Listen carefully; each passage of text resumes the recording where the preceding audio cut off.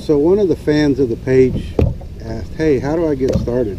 I love the video with Connor fishing and stuff, but what rods do I use and how do I get started? So before the wind gets up too much this morning, I'm going to try to give you a quick rundown on the rods. So let's start with the kids rods for like Connor. So this is a nice little short rod, probably 4 foot. Got a little push button reel on it, which is good for starters. It just so happens that the setup that we're using on it, because it's such a short rod, is a sliding cork versus a pegged cork, and that's in another video on the how-to rig. But you know, the sliding cork so that you can get the depth that you need. But it's easy for him to use because it's short. It doesn't get not too hard for him to work. Push button, easy for him to work on the thing. So that's a good, for the younger kids, that's a good rod to start. So Connor 4 just turned 5, and he manages this rod pretty good. In fact, it's a little fiberglass rod I've had for a long time. His mommy even used it before. So good one to get them started with. And then as they get a little bit older, a little bit taller, and can work a bigger rod, this is a rod we use for my wife and younger people. This again, it's a push button rod. It's a 7-foot ugly stick. It's got plenty of backbone in the rod to pull the catfish in, but nice, easy to use, push button reel. Got a pretty decent drag on it. So, and then the next thing that we use a lot is the spinning reels.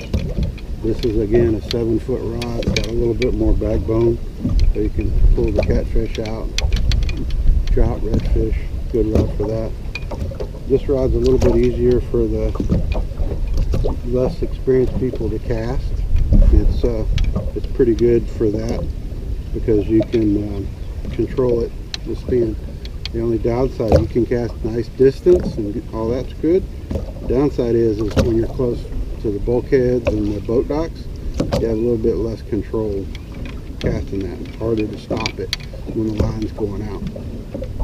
But it's a good rod. It doesn't backlash like a bait caster does and stuff, so it works good for the guys that don't go all the time.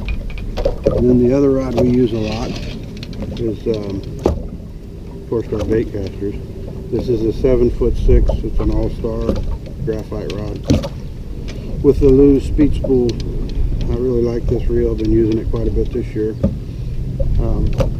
It's for the more experienced angler, where you can control the line going out with your thumb. The problem is, as many of you know, using a bait caster is controlling that spool when you're casting. You have to be able to feather it with an in and out on your thumb to control the speed of the spool as the line's going out. Otherwise, you'll get, you know, that bird nest that everybody loves. And for a novice angler that doesn't fish all the time, that can be pretty annoying. Even for a guy who does fish all the time, it's still annoying. But a lot more control with this rod.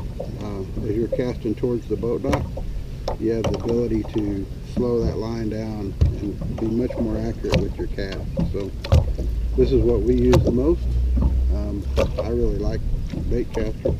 It's got a good strong drag. When you're fishing around the dock, you can really clamp down and force the fish out from around the bridge pilings and dock pilings rather and whatnot. So again, a combination of 6 to 7 foot rods. I really like 7 and longer.